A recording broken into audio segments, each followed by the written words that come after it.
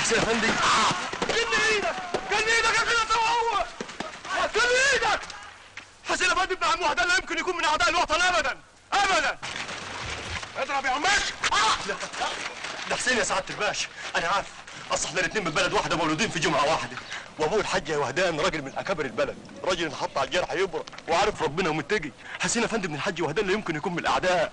اعداء ايه؟ ده هو اللي فطمني وهو اللي نورني وقال لي على مهمتي في الجيش.